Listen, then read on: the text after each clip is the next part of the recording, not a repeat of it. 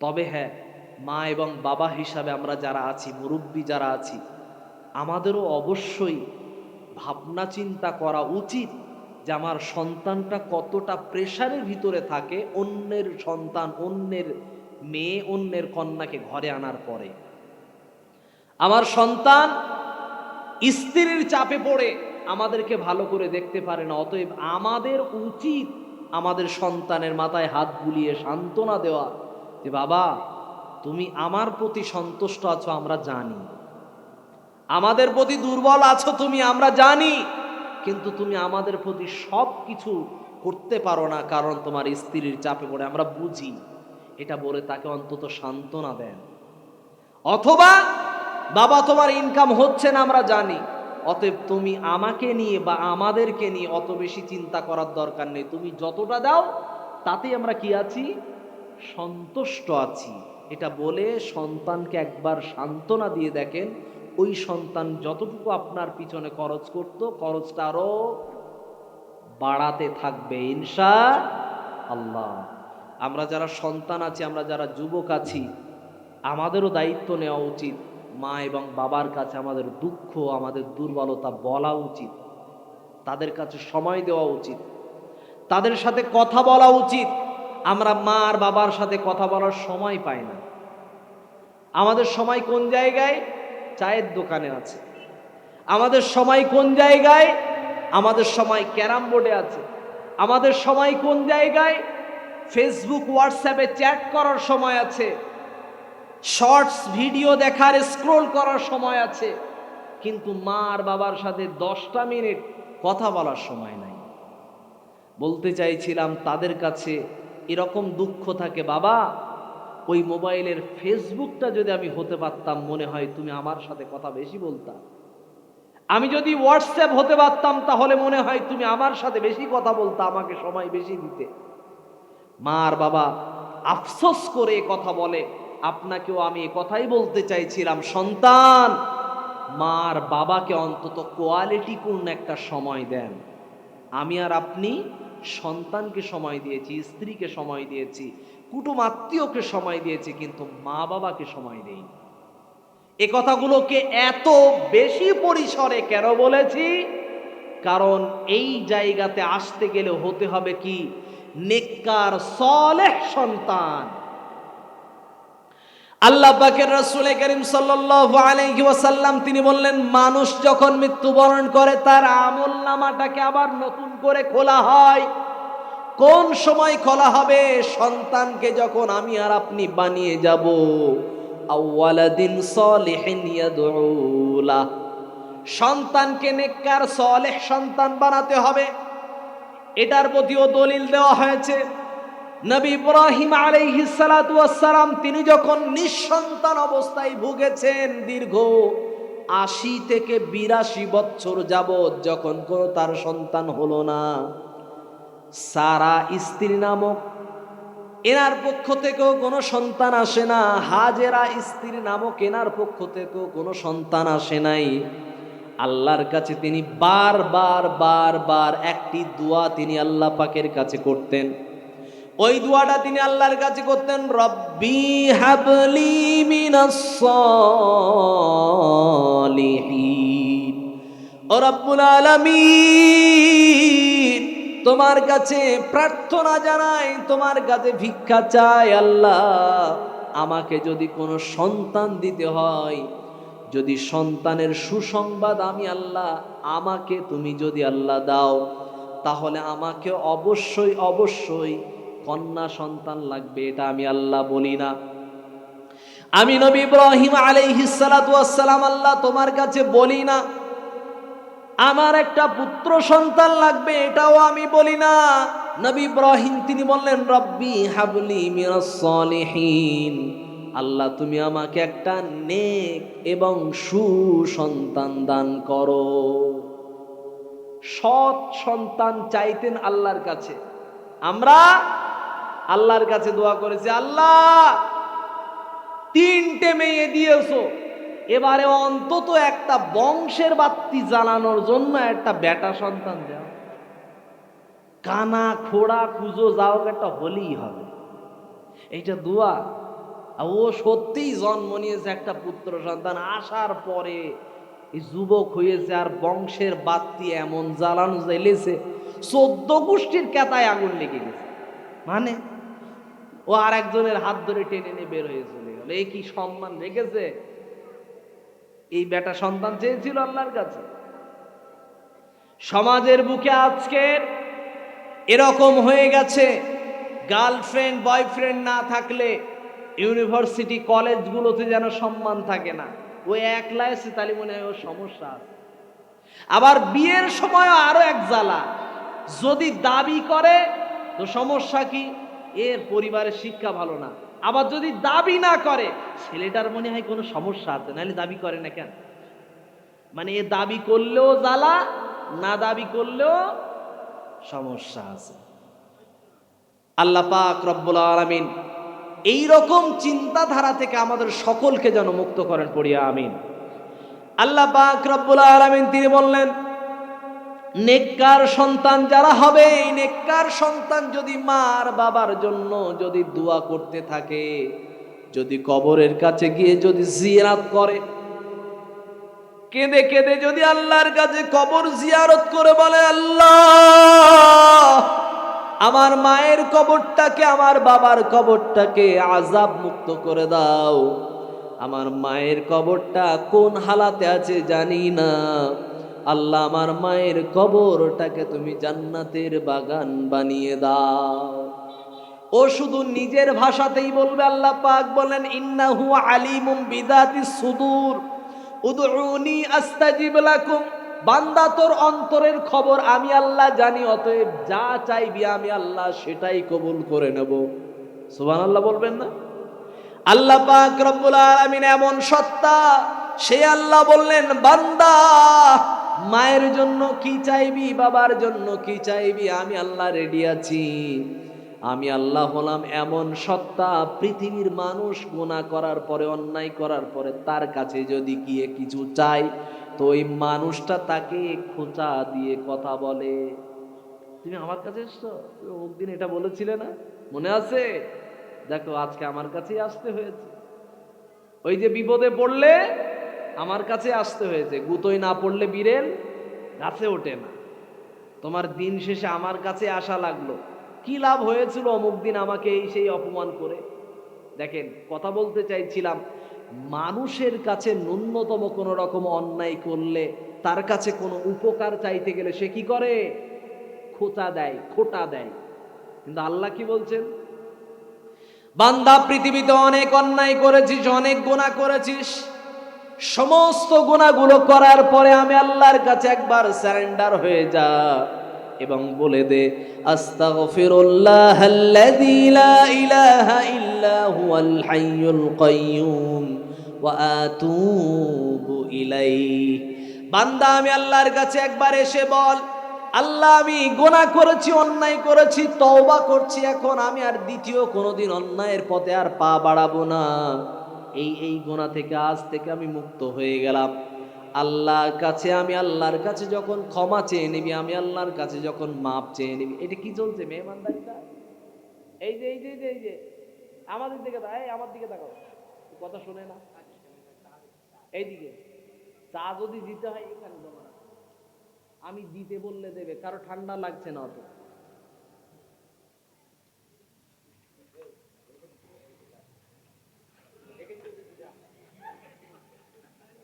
জমা রাখি, আচ্ছা দেওয়া লাগবে না কাউকে, যদি দিতে হয় ওয়াজের শেষেই দেবে। আল্লাহ পাক রব্বুল আলামিন তিনি এই কথা বললেন, মানুষ যদি গুনাহ করে, গুনাহ করার পরে মানুষের কাছে যদি অন্যায় করে, ওই অন্যায় করার পরে মানুষ কি করে? তাকে খোঁচা দেয়, খোঁটা দেয়।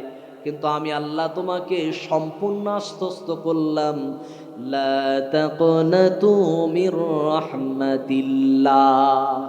বান্দা আয় আমার দুয়ারে আয়, যত গুনাহ করেছিস কোনো রকম পরোয়া নাই, চলে এসো। বান্দা ভিত্তিক, মানুষ ভিত্তিক গুনাহ করলে তার কাছে গিয়ে ক্ষমা চাইতে হবে, কিন্তু আমি আল্লাহ ভিত্তিক যত গুনাহ করেছো বান্দা আমার কাছে আসো, আমি আল্লাহ তোমাকে ক্ষমা করার জন্য ওয়ারেন্টি নয় গ্যারান্টি দিচ্ছি। অতএব আল্লাহর বান্দা হিসাবে আল্লাহর কাছে ক্ষমা চাওয়ার পরে এবারে যদি মা বাবার কবরের কাছে গিয়ে যদি দোয়া করি, আল্লাহ মায়ের কবরটাকে জান্নাতের বাগান বানিয়ে দাও, বিনা হুজুরে, আবার বলছি বিনা হুজুরে, কোনো ভাড়া করা হুজুর লাগবে না, একলা একলা নিজের মায়ের জন্য নিজের বাবার জন্য দোয়া করবেন নিজে নিজে। এটা কি? এটা হলো সুন্নাতে সাহাবার আমল। কোন সাহাবী? উসমানে গনি রাদিয়াল্লাহু আনহু। তিনি বারবার তিনি কবর জিয়ারত করতেন এবং কবর জিয়ারত যতবার করতেন ততবারই কাঁদতেন। তিনি কি বুড়ো সাহাবী ছিলেন না যুবক সাহাবী? কথা বলেন, একটু কথা বলেন সকলে। তিনি যুবক ছিলেন, আল্লাহর নবীর জামাই ছিলেন। যুবক সাহাবী বারবার কবর দেখে কাঁদতেন, কবরের কথা স্মরণ করে কাঁদতেন, অথচ সেই ব্যক্তিটা কে ছিলেন? সেই ব্যক্তিটা ছিলেন ওই ব্যক্তি যিনি কবরের জন্য কাঁদতেন, আখেরাতের জন্য কাঁদতেন। তার মানে আখেরাতের জন্য পাগল, কবরের আযাব থেকে মুক্তি পাওয়ার জন্য পাগল। এই রকম একজন ব্যক্তি, সেই ব্যক্তিত্বের পরিচয় কি? উসমানে গনি। গনি মানে কি? মালওয়ালা। এই কথা থেকে ছোট্ট একটা মোটিভেট করি, ছোট্ট একটা কথা বলি। আমরা পুরুষ হয়ে জন্ম নিয়েছি, ভালো করে বুঝবেন এই কথাটাকে, বাস্তবতা। আমরা পুরুষ হিসাবে জন্ম নিয়েছি, অতএব এই পুরুষদের দায়িত্ব মরণ পর্যন্ত ইনকাম দিতে হবে। আবার বলছি কথাটাকে রিপিট করে, আমরা পুরুষ হিসাবে জন্ম নিয়েছি, অতএব এই পুরুষ নামক স্ট্রাকচার, এই বডিটাকে মরণ পর্যন্ত ইনকাম দিতে হবে, সেটা যেভাবেই হোক হালাল প্রসেসে। তাহলে কি হবে? চেয়ারটাকে সকলে এগিয়ে দেবে, বাবু বসেন। চেয়ারটাকে ছেড়ে দিয়ে বলবে আপনি বসেন। নতুবা কি করবে জানেন? বাড়ির বৌমা বলবে বসে আছো তো, পানি নিয়ে এসো। বসে আছো তো, বাজারে যাও। বসেই তো আছো, দুধটা নিয়ে এসো। একটু হেঁটে বেড়াও, শরীর ভালো থাকবে। ডায়লগ মারতে কম করবে না। পুরুষের পারপাসে যদি ইনকাম থাকে, সারা পৃথিবীর মানুষ আপনাকে আমাকে সালাম করবে, নতুবা কেউ দাম দেবে না। এই চেয়ারটা পাওয়ার জন্য কষ্ট করতে হবে, স্ট্রাগল করতে হবে। কেউ চেয়ার এগিয়ে দেবে না, চেয়ার আপনাকে অধিকার আদায় করে নিতে হবে। এর নাম পুরুষ। পুরুষ ব্যক্তির অর্থই এই বডিটার নাম হলো, আপনি আর আমি বলি এটাকে বডি না, এটাকে বডি বলবেন না, এটাকে বলবেন টাকার মেশিন। এই যতক্ষণ পর্যন্ত আপনাকে টাকা দেবে পৃথিবীর মানুষ আপনাকে মূল্যায়ন করবে। দিন শেষে যেই মা আর বাবা আপনাকে বড্ড বেশি যত্ন করে নিঃস্বার্থভাবে, ইতিপূর্বে বললাম না, এখন একটু বলছি শোনেন, বাস্তবতা বলছি। ওই মা আর বাবা আপনার জন্য দোয়া করবে না কখন জানেন? মা আর বাবাকে, মা আর বাবার মাথার ওপরে বসে, 25 বছর বয়স হয়ে গেছে যুবক ছেলে, মা আর বাবার মাথার ওপরে বসে বসে 3 মাস বসে বসে খায়, শুধু ঘোরে আর খায়, ঘোরে আর খায়। মা আর বাবা আপনার জন্য দোয়া করবে, তাই না? থালাটা যখন দেবে ঠুকে দেবে, খা। বসে বসে ঘুরছিস আর খাচ্ছিস, খা, জন্মের খাওয়া খা। কথা বলবে এইভাবে, এটা দোয়া, এটা দোয়া, তাই না? বাবা আপনার জন্য আমার জন্য যখন বর্ষার বৃষ্টি হচ্ছে, আমি কোথাও যাবো, তা আব্বা ছাতাটা দাও তো, ছাতাটা নিবে, আপনার হাতে দেবে, ছুঁড়িয়ে ফেলে দেবে, লে যা। এটা দোয়া। আমি আপনাকে বাস্তবতা বলছি, মেয়েদেরকে বলা হয় না, মেয়েরা যখন বড় হয় তখন ঘরের বোঝা হয়, বলে না? এটা মিথ্যা কথা। সমাজের বাস্তবতা হলো, যুবক ছেলে যখন বড় হয়, ইনকাম যখন না দেয়, একেই বলা হয় ঘরের বোঝা। এটাই বাস্তবতা। যুবকদের বাস্তবতা মিলিয়ে নেন, মরণ পর্যন্ত ইনকাম করা লাগবে, এই শিক্ষা নিতে হবে আমাকে আপনাকে শিখদের কাছ থেকে। বুড়ো হয়ে গেছে, সমস্ত দাঁত পড়ে গেছে, এই গালের এই জায়গা চামড়া ভিতরে ঢুকে গেছে, তারপরে লরি চালিয়ে খায়। এই জন্য ওদেরকে বলা হয় পাঞ্জাবি ড্রাইভার। লরির নাম রেখেছে কি? পাঞ্জাব লরি। আছে না নাই? বাস্তবতা। আমাকে আপনাকে শিখতে হবে স্ট্রাগল করা, হালাল রাস্তায় ইনকাম করা।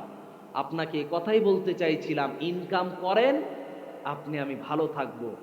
ইনকাম একটা রাস্তায় কখনো চেষ্টা করবেন না। এটা না থাকলে কি করব, এটা চিন্তা করবেন। এটা হারিয়ে গেলে কি করব, এটা মাথায় রাখবেন। মসজিদের ইমাম সাহেবদের জন্য সমাজের বুকে কথা বলা হয়, হুজুরদের টাকায় বহুত বরকত। বলে কি বলে না? বহুত বরকত। মানে হুজুরদের বাড়িতে 1 কিলো চাল দিলে ভাতের হাঁড়িতে 2 কিলো ভাত হয়, তাই না? তাই তো। মানে 100 গ্রাম তেল ঢেলেছে তো 200 গ্রাম হয়ে যায়, ওতেই গোশ রান্না হয়ে যাবে, তাই তো। আস্তাগফিরুল্লাহ, কি কথা বলেন! 5,000 টাকা বেতন দিয়ে, 8,000 টাকা বেতন দিয়ে আপনি বরকতের গল্প শোনান। আচ্ছা, যে সমস্ত মসজিদের কর্তৃপক্ষ যারা আছে তাদের কাছে একটু লক্ষ্য রেখে বলি, বিনয়ভাবে অনুরোধ করে বলছি, আপনাদের মসজিদ নিয়ে আমি কিছু জানি না। কার কত বেতন আমি জানি না, আমি শুনিনি। কিন্তু একথা বলতে চাইছি, বাস্তবতায় ওই ইমাম সাহেব যদি কোনো কারণবশত যদি বলে, কমিটির ভিতরে যারা সচ্ছল আছেন, আপনারা কে আছেন, আমার এই ইনকামে তো বহুত বরকত, তাই না? তো আপনাদের কারো যদি মেয়ে যুবতী হয়ে থাকে, আমি তো আর খারাপ ছেলে না। আমি জুয়াও খেলি না, টিকিটও কাটি না, মদও খাই না, বিড়িও খাই না, তামাকও খাই না, কোনো নেশাই তো করি না। তার মানে কি, চরিত্রগত দিক দিয়ে, খানেওয়ালার দিক দিয়ে আমি হালাল খাই। আর মানসিক দিক দিয়ে তো কারোর সঙ্গে আমি রাগ ঝাল দেখাইনি, জেদও দেখাইনি, মারপিটও করি না। আমার গ্রামে গিয়ে রিপোর্টও শুনবেন আমি খারাপ ছেলে না। তো চরিত্রগত দিক দিয়ে আমি ভালো ছেলে। ইনকামগত দিক দিয়ে আমার ইনকাম আপনারা তো বরকত বেঁধে রেখেছে, এত বরকতের সাগর দিয়ে রেখেছেন, সেই বরকতের ঠেলায় আমার মা বাবের আমি সেবা করতে পারি না। এই হলো বরকতের ঠেলা। তো ওই বরকতের ঠেলায় যদি কমিটির কাউকে যদি বলে, একটা মেয়ে আমাকে বিয়ে দেন, তো দেবে কোনো কমিটি? হ্যাঁ, আপনার ওই 8,000 টাকা ইনকাম কি চল, আমি আপনাকে মিলিয়ে দিই। আমার যখন বিবাহ হয় তখন আমার বেতন ছিল, মাদ্রাসায় পড়াচ্ছিলাম, বেতন আমার 6,500 টাকা। আমারে দেখতে এসেছে, তো বলছে, হুজুর নাম ঠিকানা লেখেন। পাশ থেকে আর একজন দেখে বলছে, নাম ঠিকানা লিখলে ভুল ধরতে পারবি তো?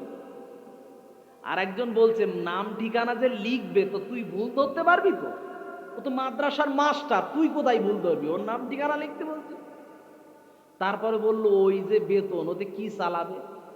আমি আপনাকে এই মন্তব্যটা শোনাতে চাচ্ছিলাম এই কারণে, হুজুরদের টাকায় বেতন এই শব্দটা ইউজ করা বন্ধ করেন। যদি বেতনে যদি বরকত থাকে, সেটা কার হাতে? আল্লাহর হাতে। আপনি আমি বাতেলা দেব না, এটা বলবো না। আল্লাহর ওয়াস্তে ক্ষমা চাইছি এই কথা বলার জন্য। কেন? কারণ হুজুরদের টাকায় বরকত খোঁজা বন্ধ করেন, তার সোর্স অফ ইনকামের লাইন দেওয়ার সুযোগ দিয়ে দেন। হুজুর যদি মসজিদে ইমামতি করার পাশাপাশি কোনো মাদ্রাসায় গিয়ে পড়ায়, তো মসজিদ কমিটি তাতে বাধা সৃষ্টি করে না, সকালবেলায় অমুক অমুক মুরগি কাটতে আসবে, হাঁস কাটতে আসবে, আপনারে খুঁজে পাই না। কথা বলে কি বলে না? নাম্বার 2, আপনার কাছে ঝাড়ফুঁক করতে আসে, তা ফু মারার টাইমে আপনারে খুঁজে পাই না। তো খুঁজে পাওয়ার টাইম সন্ধ্যেবেলা পান না, আসরের পরে পান না, জোহরের নামাজের টাইমে নামাজ পড়তে আসবেন আর ফু মারতে আসবেন। ফু মারার টাইম আর খুঁজে পায় না সকালবেলা। হুজুরকে সুযোগ দেন। কেন বলছি? তারও মা বাবা আছে, তারও সন্তান আছে, এটা বাস্তবতা বলছি। আমার এই কথাটাকে কোন রকম ভাবে মনে ব্যথা নেবেন না, আমি কথা বলেছি বাস্তবতার নিরিখে। পুরুষ নামক ব্যক্তিটার দায়িত্ব অনেক থাকে, আপনার যেমন থাকে, তারও মা বাবা আছে, তাদেরও সন্তুষ্ট করার প্রয়োজন আছে। আল্লাহ পাক রব্বুল আলামিন আমাদেরকে জানালেন এবং শেখালেন, সন্তান হিসাবে যদি থাকতে হয় তাহলে সুসন্তান হওয়া লাগবে। এই সুসন্তান হতে গেলে মা বাবার চাহিদাও পূরণ করা লাগবে, স্ত্রীর চাহিদাও পূরণ করা লাগবে, সন্তানদের চাহিদাও পূরণ করা লাগবে। সন্তানকে যদি ভালো স্কুলে না দিতে পারি, সন্তান ভালো বলে না। স্ত্রীকে যদি ভালো চিকিৎসা, ভালো খাবার যদি না দিতে পারি, স্ত্রী ভালো বলে না। মা বাবাকে যদি ঈদের সময় সাজ পোশাক না দিতে পারি, তাহলে তারা ভালো বলে না। বোন দুলা ভাইদেরকে ঈদের সময়ে তাদেরকে না দিতে পারলে, অন্তত ভাগনা ভাগ্নিদেরকে যদি কিছু না দেই, তারা অন্তত আমার জন্য দোয়া করে না। বলতে চাইছিলাম, পুরুষ নামক ব্যক্তি হিসাবে যেহেতু জন্ম নিয়েছি, অতএব ইনকাম করেই যেতে হবে, হালাল রাস্তা যত আছে ইনশা আল্লাহ। আল্লাহ তুমি আমাদেরকে তৌফিক দাও, আমিন। আল্লাহ পাক রব্বুল আলামিন আমাদেরকে তিনি বললেন, পৃথিবীতে যদি চলাচল করতে হয় তাহলে কিভাবে চলাচল করতে হবে। পৃথিবীতে যত রকম সেক্টর আছে সমস্ত সেক্টরে কাজ করো, কিন্তু অহংকার ভাবে চলাচল করতে হবে, ভদ্রভাবে চলাচল করতে হবে, নম্রভাবে। কারণ নম্র মানুষের কোনো রকম ভাবে শত্রু হবে না। নম্রতার অনেক রাস্তা আছে। কথায় নম্র, চলায় নম্র, ওঠা বসায় নম্র।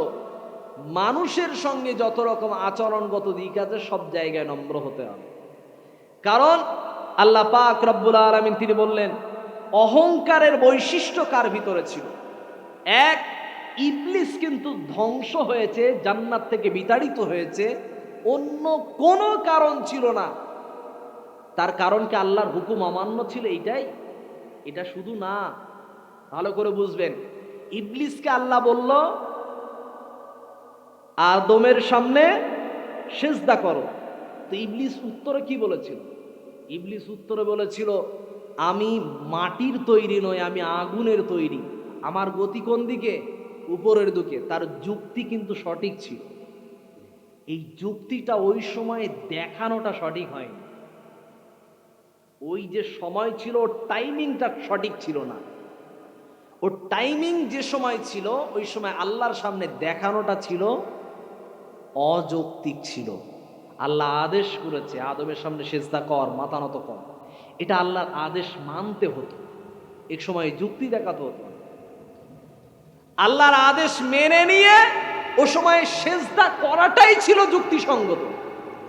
কিন্তু সে যুক্তি দেখিয়ে এ কথাই প্রমাণ করেছিল, আল্লাহ আমি বড়, আমি ফেরেশতাদের মাস্টার, আমি ফেরেশতাদের লিডার, আমি জিন জাতি, পৃথিবী থেকে আমাকে উঠিয়ে নিয়ে এসেছো কিসের কারণে?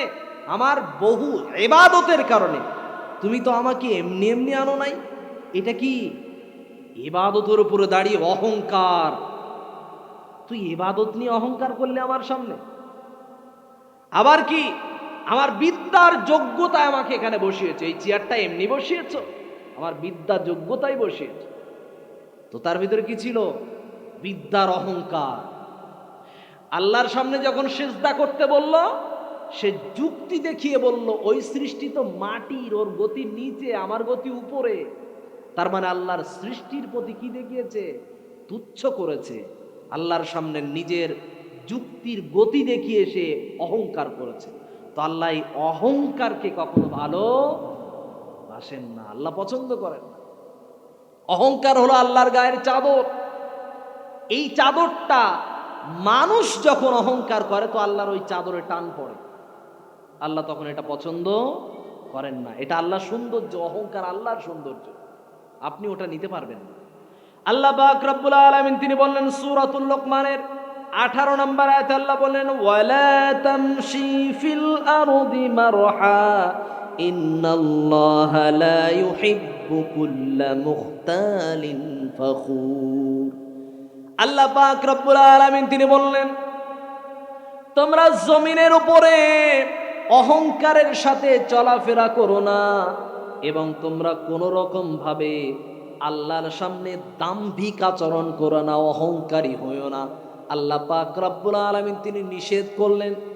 ইবলিস ওই কাজ করেছিল, ফেরাউন কাজ করেছিল, অহংকার করে বলেছিল, আনা রব্বুকুমুল আ'লা, এ যুগের সব থেকে বড় প্রতিপালক আমি, আল্লাহ তোমাদেরকে খাদ্য দেয়। ফেরাউন বলেছিল, আমিও তো খাদ্য দেই।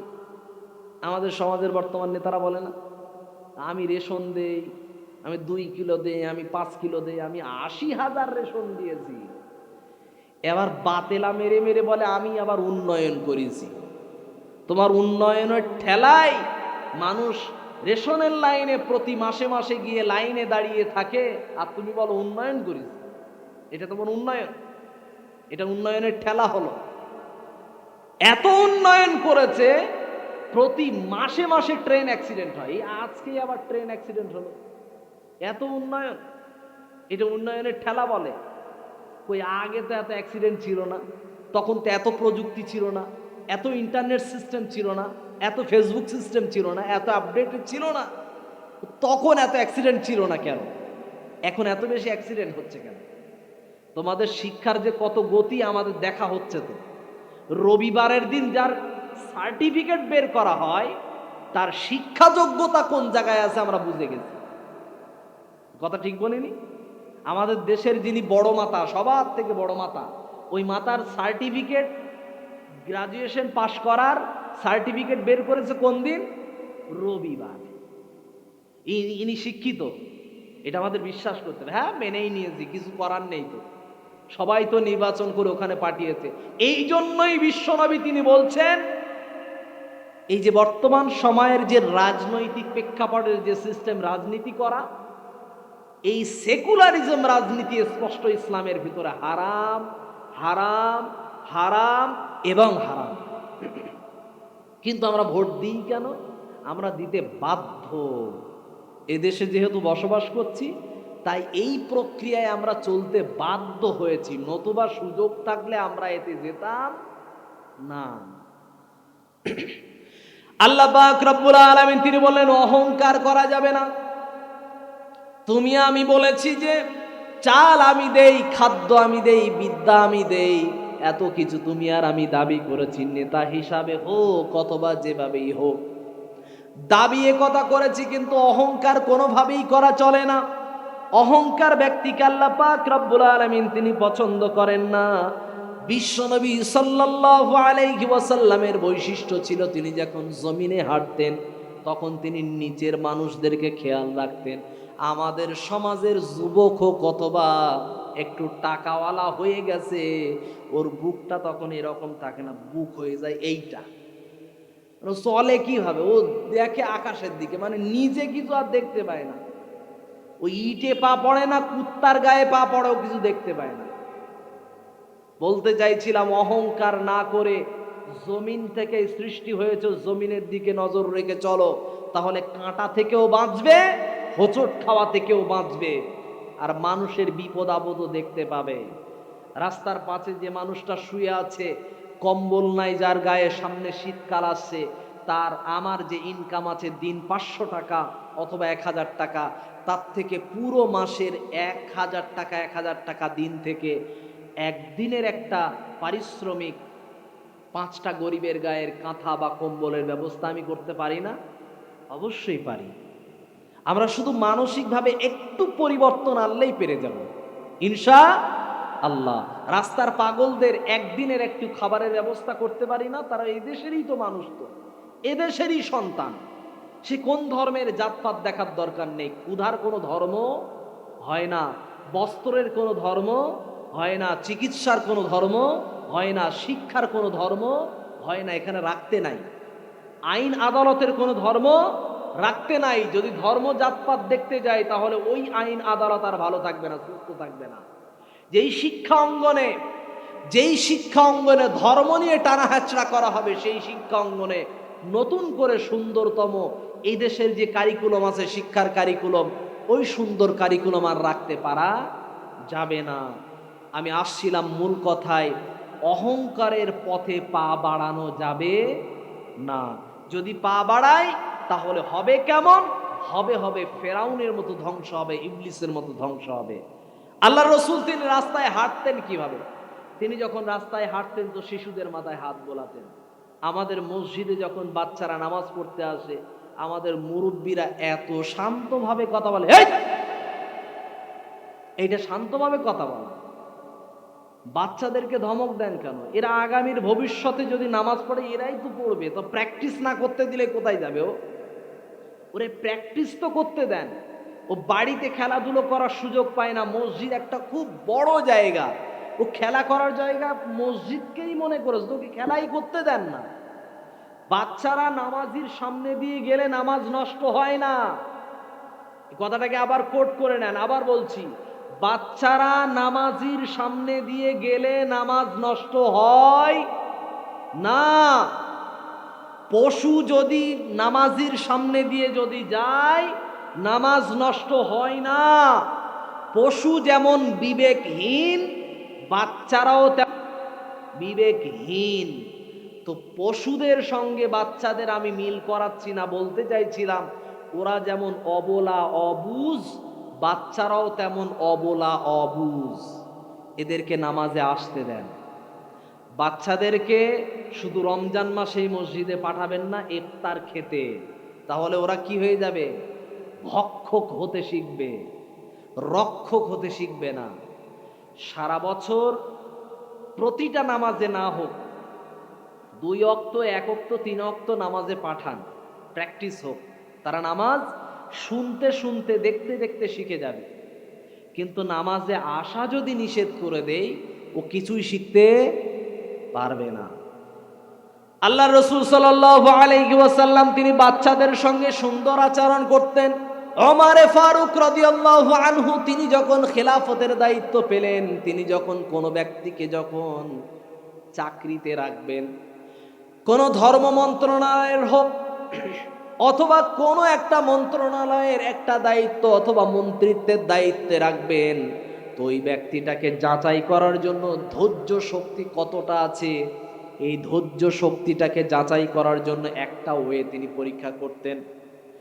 তিনি লক্ষ্য করতেন 1 মাস যাবত তার উপরে নজরদারি রাখা হোক, সে বাচ্চাদের সঙ্গে কেমন আচরণ করে, বাচ্চাদের সঙ্গে কেমন ট্রিট করে, বাচ্চাদের সঙ্গে কেমন সুন্দর আচরণ করে। এটা যদি দেখতে পারা যায় তাহলে তার ধৈর্য ধারণ শক্তি সম্পূর্ণ আমরা নির্বাচন করে নেব। এটা ওমরে ফারুক রাদিয়াল্লাহু আনহু তিনি নির্বাচন করতেন। আমরা দেখি আমাদের সমাজের বুকে বহু মা এবং বাবা আছে অথবা দাদা দাদি আছে, বাড়ির সন্তানদেরকে এমনভাবে পিটায় মনে হয় যেন ও শত্রুর ঘরে শত্রু। মানে পূর্বের জন্মে মনে হয় কোনো একটা শত্রু ছিল, তার সঙ্গে আদায় কাজকলা ছিল, ওই এই জন্মে এসে ওর প্রতি শত্রুতে এসেছে। দিনে রাতে 24 ঘন্টায় পিটায়। মানে মা কেমন, এখনকার যুগের মা হয়েছে এইরকম। মা মোবাইল ঘুরতেছে, ছেলে এসে বলছে মা একটু গল্প করো, গল্প বলতে বলছো মোবাইল সব ঠেলে ফেলে দিস, কোথায় যে পড়ে গেছে দেখারও সময় পায় না। এই হলো মা। বর্তমান সময়ের মাদেরকে বলতে চাইছিলাম, বাবাদেরকে বলতে চাইছিলাম, সন্তানদেরকে কোয়ালিটিপূর্ণ সময় দেন। এদিক দিয়ে আমাদের মুসলমানদের থেকে আমি তো মনেই করি, দেখতেও পাই, হিন্দু মা বোনরা অনেক ভালো। সন্তানদেরকে হাত ধরে স্কুলেও নিয়ে যায়, স্কুল থেকে বাড়ি ফেরার পথে আবার ধৈর্য ধারণের সঙ্গে বাড়িতে নিয়ে আসে, বিকালবেলা ওই সন্তানের সঙ্গে আবার খেলাও করতে যায় মাঠে। পরিপূর্ণ সন্তানকে সময় দেয়, ফ্রেন্ডলিভাবে সন্তানের সঙ্গে ট্রিট করে, আচরণ করে। আপনার আর আমার ব্যবহারটা কি তারা কি গিলে খেয়ে ফেলেছে নাকি? আপনি আর আমি ওই ব্যবহার তো নবীর কাছ থেকে শিখেছি। তো নবীর কাছ থেকে শেখা সম্পদ তারা কেন নিয়ে নেবে? আপনার আর আমার কাছে কেন নাই? আমি আপনাকে বোঝাতে চাইছিলাম, আমাদের আচরণ, আমাদের ভালো আচরণ অন্যরা সব গ্রহণ করবে, আর আমরা সব কিছুতে কি হয়ে গেছি, আমাদের ভালো আচরণ উলঙ্গ করে তারা নিয়ে চলে গেছে। আসি আমাদের ভালো আচরণ আমাদের কাছে ফেরত নিয়ে আসি, যার কারণে মুসলমানদের আচরণ দেখে অন্য ধর্মের মানুষরা ইসলামে আসতো, সেই আচরণ যেন আমরা ফিরিয়ে আনতে পারি ইনশাআল্লাহ। আল্লাহ পাকের রাসূল কারীম সাল্লাল্লাহু আলাইহি ওয়াসাল্লাম তার ভিতরে একটা ব্যবহার ছিল, সেটা কি বাচ্চাদের সঙ্গে সুন্দর আচরণ করা। আল্লাহর নবী তিনি যখন রাস্তা দিয়ে হাঁটতেন তখন যেন মনে হতো কান্নামা ইয়ানহাতু মিন সাবাব, বিশ্বনবী তিনি যেন কোনো পাহাড় থেকে নিচের দিকে নামছেন এমনটা ভাবে তিনি রাস্তায় হাঁটা চলা করতেন। তার মানে অতীব সরলভাবে, নম্রভাবে, ভদ্রভাবে তিনি রাস্তায় চলাচল করতেন। আমরা মাগরিবের নামাজ যখন মসজিদে যাই, আল্লাহু আকবার, আজান হয়েছে আর রাস্তা দিয়ে দৌড়তে পারলে বাঁচি। মানে মসজিদে গিয়েছে, যাওয়ার কোন রকম ভাবে মসজিদে গিয়েছে, আর যেতে যেতে মসজিদে সব তো টাইলস বসানো, তাই না? টাইলসে গিয়ে স্লিপ করে পড়ে গেছে আর গিয়েছে সব, মানে সব জায়গায় হাওয়া লাগছে, আর নিচে নামলাম না। তো এই পরিস্থিতিতে কি মসজিদে যাওয়া নিয়ম না সুন্নতি রাস্তা ছিল? কি প্রত্যেকটা নামাজের যাওয়ার জন্য ধীরে সুস্থে যাওয়াটাই হলো সুন্নতি, এটা হলো সুন্নতি তরিকা। কিন্তু শয়তানের তরিকা কি? যেভাবে সেভাবে তাড়াতাড়ি করে ওযু কর, আর নামাজে গিয়ে নিয়ত বা কোনো কিছু মনে সংকল্প কিছুই লাগবে না, সব বাদ, আল্লাহ সব কি, সব শেষ। কি করছে? নামাজ তো আদায় হয়ে যাবে, ফরজিয়াত তো আদায় হয়ে যাবে, এত তাড়াতাড়ি কেন? কাজের ভিতরে যত তাড়াতাড়ি করবেন সেই কাজের ভিতরে ত্রুটি আসবে, ভুল আসবে, এর ভিতরে অনেক কিছু বাদ চলে যেতে পারে। আল্লাহর রাসূল সাল্লাল্লাহু আলাইহি ওয়াসাল্লাম তিনি যে কোনো কাজ করতেন সব কিছু তিনি ধীরে সুস্থে করতেন। বিশ্ব নবী সাল্লাল্লাহু আলাইহি ওয়াসাল্লাম তিনি যখন কোরআন তেলাওয়াত করতেন তখন সেই কোরআন তেলাওয়াতের ধারণ হলো ওয়ারাত্তিলিল কোরআন তারতিলা। আল্লাহ পাক রব্বুল আলামিন তিনি বললেন তোমরা যখন কোরআন পড়বে তখন তোমরা ধীরে সুস্থে কোরআন তেলাওয়াত করো। কিন্তু রমজান মাস যখন এলো তখন আমরা হুজুরকে গিয়ে সিগন্যাল মেরে দিয়েছি, হুজুর আজকে বিশাল কষ্ট হয়ে গেছে, বহুত কষ্ট হয়ে গেছে, আজ একটু শর্টে মেরে দেবেন তো হুজুর। এই সিগন্যালটা গিয়ে ইনজেকশন করেন কেন আপনারা? আমি আর আপনি যদি এই ইনজেকশন হুজুরকে গিয়ে যদি মারি, হুজুরও চিন্তা করে তারাবিতে যদি শর্টকাটে না মারি তো মুসল্লি কি হয়ে যাবে, সব কেটে পড়বে। আর মুসল্লি কেটে গেলে কি তারাবির টাকাও, হুজুর দেখে যে পকেটে যখন টান পড়ে যা, ওরা যেভাবে চালে ওইভাবেই চলিয়ে দেয়, ওরা যেদিকে যায় আমি ওদিকে যাই। হুজুরকে বাধ্য করবেন না, এই অনুরোধ করার দরকার নাই। হুজুর নিজেই তো বুঝতে পারে যে আজকে রোদ কেমন গেছে, ঠান্ডা কেমন গেছে, গরম কেমন গেছে, কাজ কেমন চলছে, হুজুর জানে। অতএব হুজুরকে এগুলো বলা লাগবে না, উনি সুন্নতি তরিকায় যেভাবে চলা দরকার ওভাবে করে। তবে বিনীত অনুরোধ, আমরা সুন্নতি যত সমস্ত নিয়ম কায়দা যেগুলো আছে এগুলো পরিপূর্ণ মেনে চলার চেষ্টা করব ইনশাআল্লাহ। আল্লাহ তুমি আমাদের সকলকে ধৈর্য শক্তি বাড়িয়ে দাও, পড়ি আমিন। অহংকার থেকে যদি মুক্ত হতে হয় তাহলে ধৈর্যশীল ব্যক্তি হওয়া লাগবে। আর ধৈর্যশীলতা এমনি এমনি আসে না, এটাও আল্লাহর কাছে চাওয়া লাগে। আল্লাহ পাকের রাসূল কারীম সাল্লাল্লাহু আলাইহি ওয়াসাল্লাম তিনি আল্লাহর কাছে দোয়া করতেন, আল্লাহুম্মা জাআলনি শাকুরা, আল্লাহুম্মা জাআলনি সাবুরা। রব্বুল আলামিন আমাকে তুমি তোমার শুকরগুজার বান্দা বানাও। ও আল্লাহ তোমার শুকরগুজার করার জন্য আমাকে তৈয়ার থাকার তৌফিক দাও। এমন মানুষ আল্লাহর কাছে দোয়া করছেন যিনি কোন রকম পিছনের কোনো গুনাহ নাই, ভবিষ্যতের কোনো গুনাহ নাই, পরিপূর্ণ পাপ মুক্ত একজন মানুষ। তিনি আল্লাহর কাছে বারবার ইবাদত করেন আর আল্লাহর কাছে দোয়া করেন, আল্লাহ আমাকে তোমার শুকরগুজার করনেওয়ালা বান্দা বানাও, অর্থাৎ কৃতজ্ঞ বান্দা বানাও। 2 নাম্বার আল্লাহর কাছে দোয়া করেন, রব্বুল আলামিন তোমার কাছে আমি ভিক্ষা চাই, আল্লাহ আমাকে ধৈর্যশীল বান্দা বানিয়ে দাও। কোন মানুষটা বলছে জানেন? যেই মানুষটা তায়েফের ময়দানে গেলেন কোরআনের দাওয়াতের জন্য, কালেমার দাওয়াত পৌঁছানোর জন্য। তায়েফের ময়দানে যাওয়ার পরে তায়েফবাসী তাকে পাথর মেরে মেরে ঝাঁঝরা করে দিল, পাথর মেরে মেরে তাকে বেহুশ করে দিল।